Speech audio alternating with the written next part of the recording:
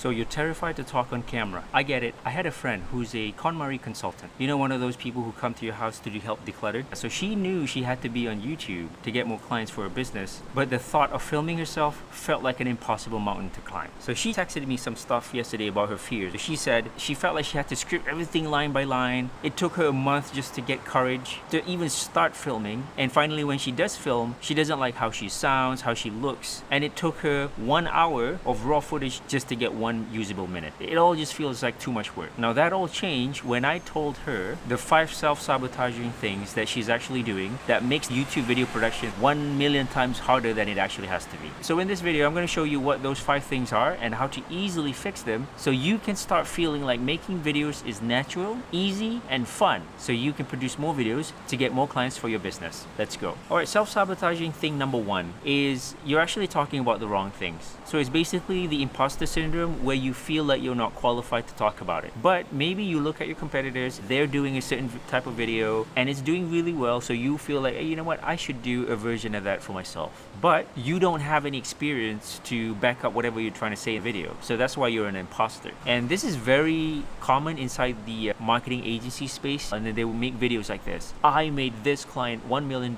in 90 days with my unique method. And his competitor would be like, hey, that video did well. I need to do a version of that as well. So they'll be like, okay, I'm going to make my client made $2 million in 60 days with my unique whatever method. So competitor C comes along and they want to one-up everybody. So they say, okay, I made my client $3 million in 30 days. Everybody's just one-upping each other, but we all know it's all bullshit. And a lot of the problems that these bro marketers do as well is that they only want to share their wins, especially the big wins, right? They have a little win, but they put it under a magnifying glass and talk everything about it. If you feel like you only can post your wins, you'll be really pressured, because at the end of the day, we only have so many wins that we can share. So the quick fix to this is to stop copying the guru or trying to be a guru. Instead, you just need to talk about what you have done, what you're currently doing, and just share your wins, no matter how small, and your losses, and what you plan to do next. This way, you come across as very genuine and approachable, and it also relieves the massive pressure that you need to be perfect all the time. You need to have this big win in order to make a video about it. It's kind of like me. I'm doing this YouTube video. I'm a YouTube coach. I only have 4K subs, but I do get clients from my channel. Do I only post about my client wins all the time? Oh, I made this client 1 million subscribers, or this client made $50,000 or whatever. No, I just said, hey, this video I did this happened. This video I did this didn't work, but here's what I'm going to do next. When you see your competitors having those perfect results, most of them are fake. So you have to outfake the fake. And then your other competitors are going to outfake the fake, which is you. It's a giant circus, really.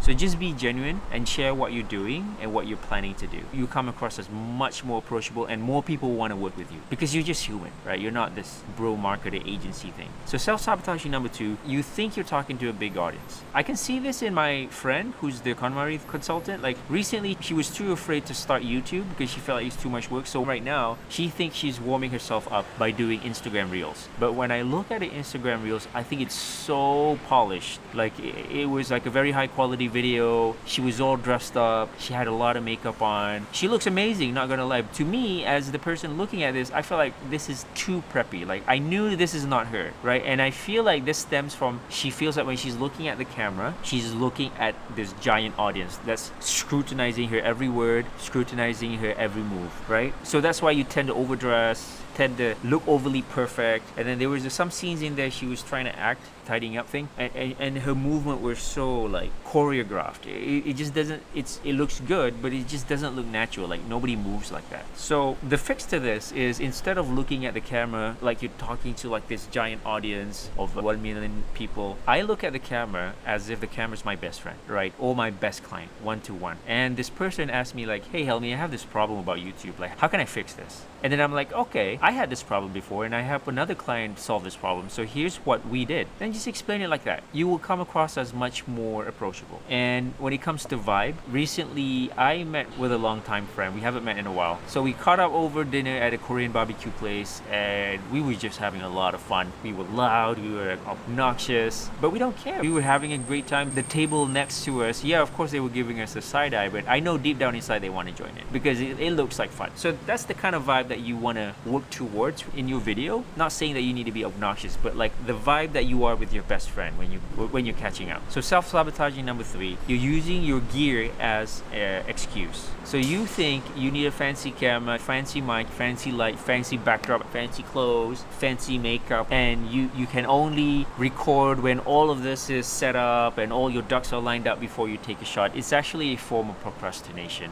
You are afraid of taking video, then you're giving yourself all these excuses not to do it, basically. So the fix to this is to just film with your phone, seriously. So I have this fancy camera that you're seeing right now. Yeah, it looks good and all, but then I need another mic. The mic needs to connect with this, and then I was recording halfway of this video and the mic's battery ran out, and then I gotta get another mic and reshoot. So it's just all these stuff that's going to prevent you from filming your videos, right? So if you were to just use your phone and get a tripod and just film, there's no distractions. I figured this out when I launched my 7-day YouTube Kickstarter challenge. 1 video a day for 7 days straight. Because I can't give any excuse, I must post the video. There were some days where I can only start working YouTube videos at like 10 p.m. where my wife is already asleep in the bedroom, and that's usually where my studio is. So I had to film in my living room. I can't bring all my camera, it's just too much work, so I just brought my phone. So when I recorded with my phone, it was liberating because it was so easy. I didn't have to connect anything, there's no wires, you just record and talk. So if you feel it's a massive friction, just use your phone. Most phones nowadays are really good. Self-sabotage number 4.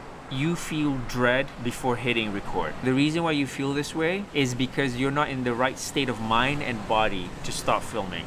Because talking to the camera is anything but natural. So what I do before I film, just to get my body and mind into the flow state of being natural on camera, is to go for a quick 10-minute walk. I live up there, and sometimes I just go down, walk here in the pool for like 10 minutes. I don't bring my phone, I leave it up there. Just 10 minutes, just walk around, collect myself with my thoughts, and come back up. And if I still feel nervous, I can do what we call a breathing technique. You can search on YouTube how to do breathing techniques, but it's basically just sitting down and just inhaling and exhaling.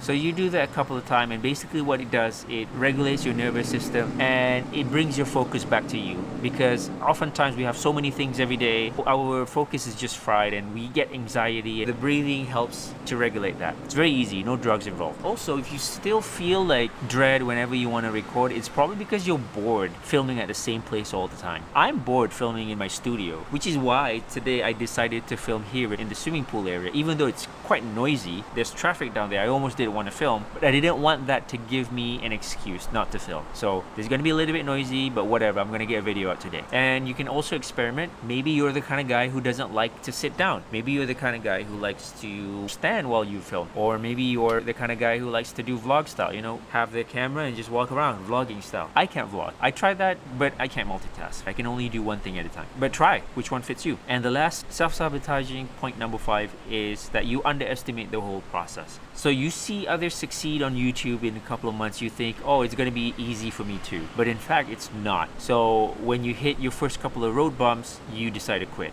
The fix to this is to understand that YouTube is a long-term game. Don't look at people who suddenly blow up. Look at people who are steadily increasing their YouTube subscribers, but they're still showing up. That's who you should emulate. Heck, I've made over 300 YouTube videos over 2 channels, and I have another TikTok parenting channel around 9,000 subs, and I'm still learning new things every day. I'm still perfecting my workflow. So if that's the thing for me, why do you think you can go viral in 3-6 months? You can only get better with more reps. And you can only do more reps if you train yourself to be comfortable in front of a camera, which is what this whole video is about. So again, YouTube is a lot of hard work, but I promise you, if you crack it, it's going to be the best ROI for you and your business. It will change your business, it will change your life. So keep showing up, be comfortable on camera, embrace the process, embrace the cringe.